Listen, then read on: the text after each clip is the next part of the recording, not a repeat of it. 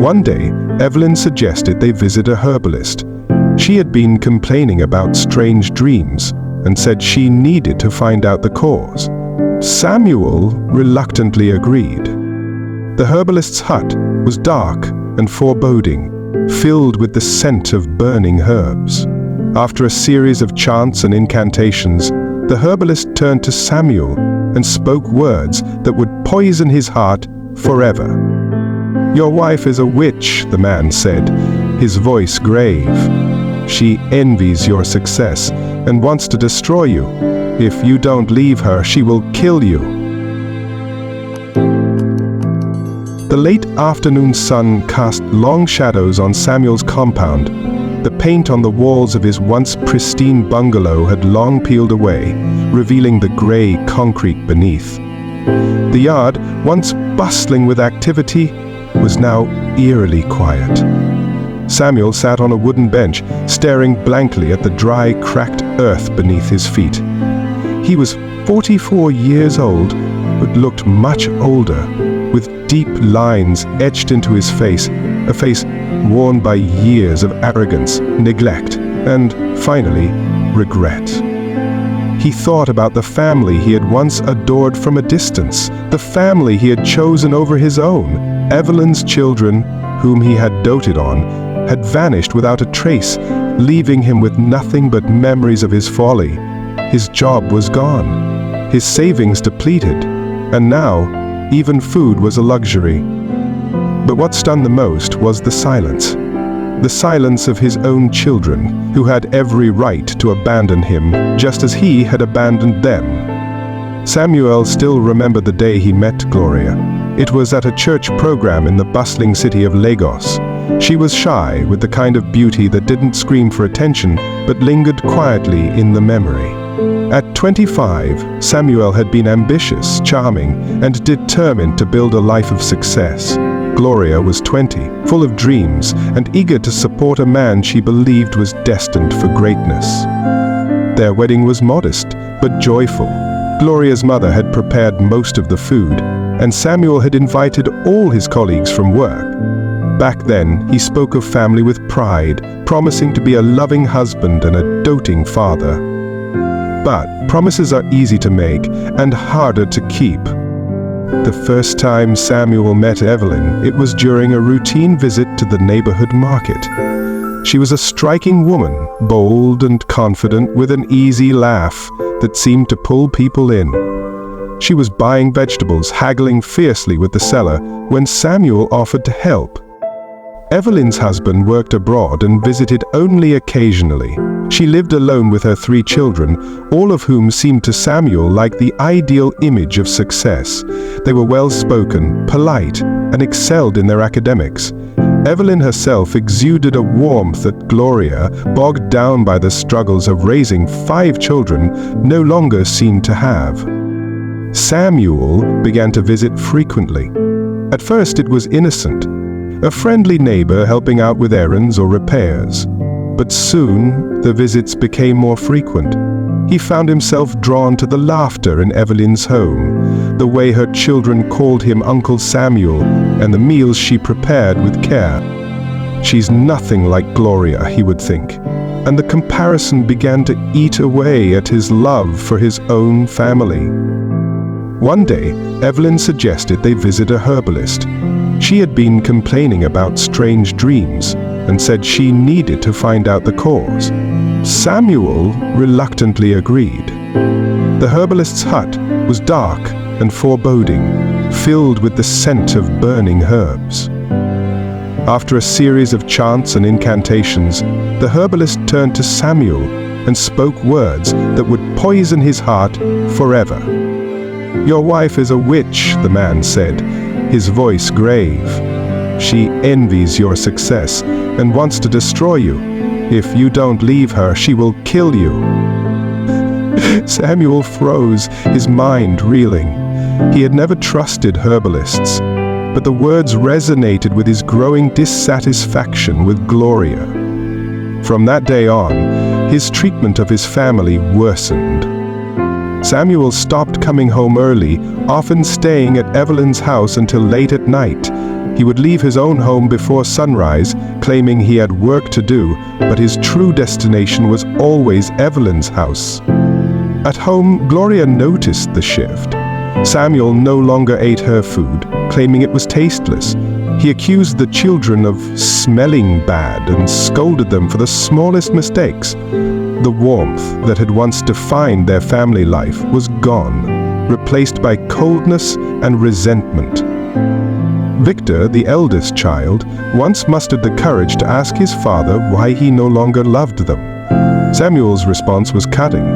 "Maybe if you weren't so useless, I'd have a reason to."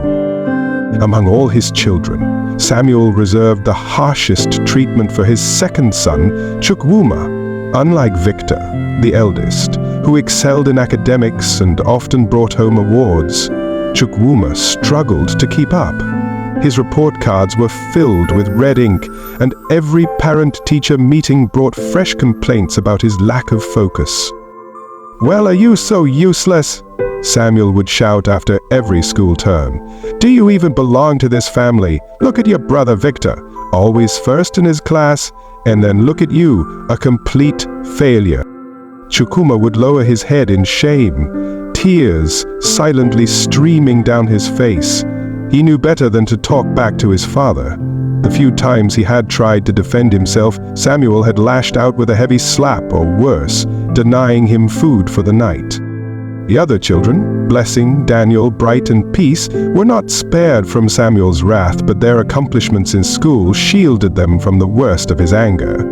Still, the atmosphere at home was suffocating. Gloria tried to shield her children as best as she could, but her efforts often resulted in verbal and physical abuse from Samuel. "You're the reason these children are failures," he spat one evening, after Chukwuma brought home another poor report card. "What do you even teach them? Or are you too busy being lazy?" As Samuel's attachment to Evelyn's family deepened, his neglect of his own household grew. He delayed paying school fees, forcing the children to stay home for weeks at a time. Gloria would plead with him, reminding him of his responsibility, but he would wave her off. "Do you think money grows on trees?" he snapped one day. "If your children were as smart as Evelyn's, maybe they'd earn scholarships and stop draining my pockets." Food in the house became scarce. Gloria stretched what little she had, sometimes going without meals herself to ensure the children ate. But even then, Samuel would complain. "What kind of nonsense is this?" he said one evening, staring at the simple meal of yam and vegetable soup on the table. "Is this what you call food? No wonder the children are as useless as you. They're malnourished because you don't know how to cook." Samuel would storm out of the house, heading to Evelyn's, where he knew a hot meal and warm smiles awaited him. Despite Samuel's cruelty, Gloria remained a pillar of strength for her children. She took on sewing jobs and petty trading to ensure they had the basics. She would stay up late, helping Chukwuma with his assignments, encouraging him to keep trying even when Samuel's words rang loudly in his ears. "You are not a failure," she would tell him, cradling his face in her hands. "You are my son, and you are capable of great things. Don't let anyone tell you otherwise." Chukwuma clung to her words like a lifeline. Though he struggled academically, he excelled in art, spending hours sketching scenes from his imagination. Gloria saved money to buy him drawing materials, even as Samuel mocked her efforts. "Drawing," Samuel scoffed when he saw Chukwuma with a sketch pad. "What will that do for him? Will it put food on the table? He's wasting his time just like you." But Gloria never stopped believing in her children, even as Samuel grew colder and more distant. The situation at home reached a breaking point when Evelyn suggested another visit to the herbalist. This time, the herbalist claimed that Gloria's witchcraft was growing stronger, and that Samuel needed to cut all ties with her completely. "You should stop sleeping in the same house as her," the herbalist warned. "Her spirit will destroy you."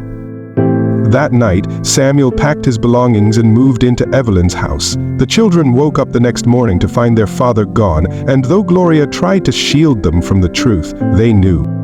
For months, Samuel lived as part of Evelyn's family, showering her children with gifts and affection. He barely acknowledged his own children, except to hurl insults when Gloria called to ask for money. "You're a leech," he told her one evening over the phone. "Stop begging me for money. You should learn to stand on your own 2 feet." Samuel's world began to crumble slowly, almost imperceptibly. It started with his job. The company he worked for announced massive layoffs, and Samuel was among those let go. His attempts to revive his poultry business failed, and soon he was dipping into his savings just to get by. Meanwhile, Evelyn's children, whom he had invested so much in, traveled abroad to further their studies. They no longer needed Samuel and made no effort to stay in touch. Evelyn herself grew distant, her warmth replaced by cold indifference. One day, Samuel returned to Evelyn's house to find the locks changed. She'd had moved out without informing him, leaving him stranded and alone. Samuel stood outside Evelyn's now abandoned house, his suitcase by his side. The reality of his situation hit him like a cold wave. He had nowhere to go. His pride kept him from returning home immediately, so he spent a few nights at a friend's house, lying about his circumstances. But word spread quickly in the neighborhood. Evelyn's abrupt departure was the talk of the community, and soon Samuel became the subject of ridicule. "Isn't that the man who abandoned his wife and children?" they whispered as he passed. "Now look at him, nothing but shame left to his name." His dwindling savings forced him to consider the unthinkable, returning to the family he had left behind.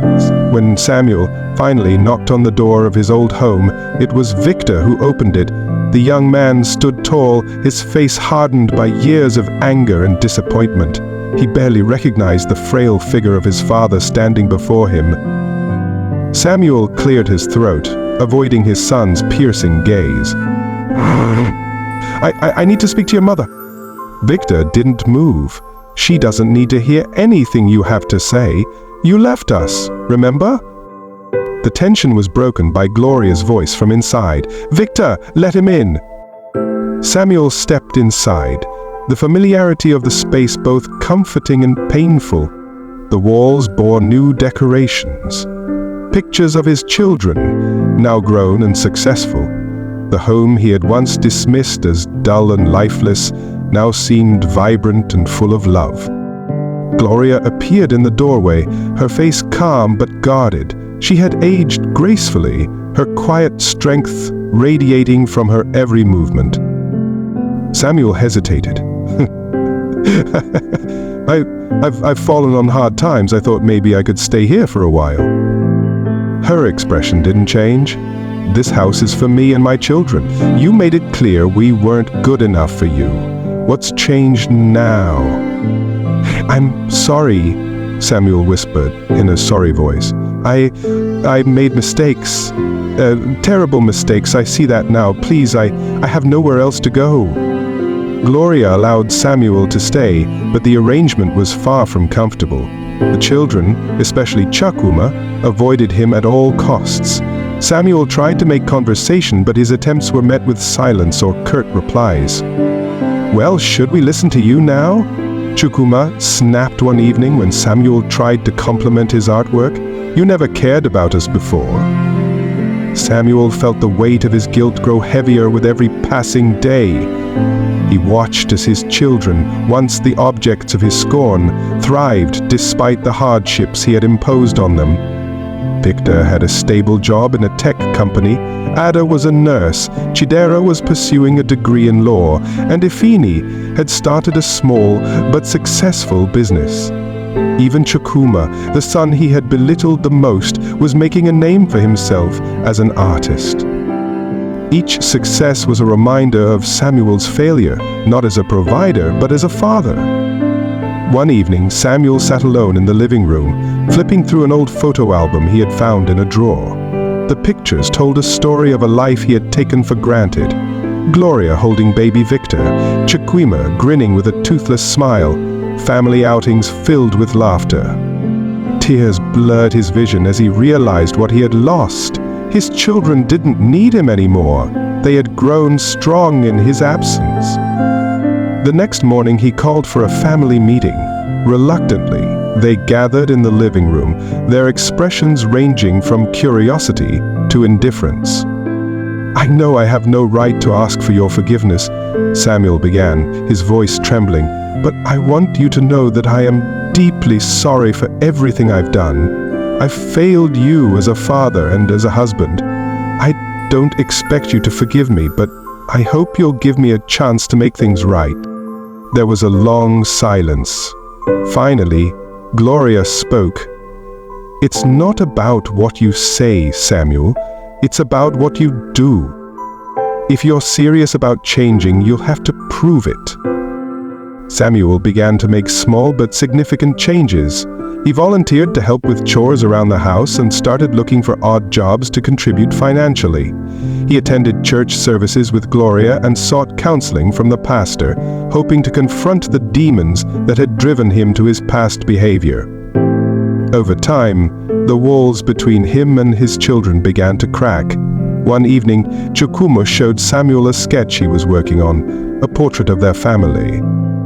Samuel stared at the drawing, his throat tightening with emotion. "You're talented," he said, his voice barely above a whisper. Chiquima didn't reply, but the faintest smile crossed his face. Samuel never fully regained the love and trust of his family, but he learned to live with the consequences of his actions. He became a quieter, humbler man, dedicating his remaining years to supporting his children in any way he could. The scars of the past remained, but so did the lessons. Samuel's story became a cautionary tale in the community, a reminder of the importance of family and the devastating cost of neglect. In the end, Samuel found a measure of peace, not in erasing his regrets, but in facing them head-on and choosing to be better, even if it was too late.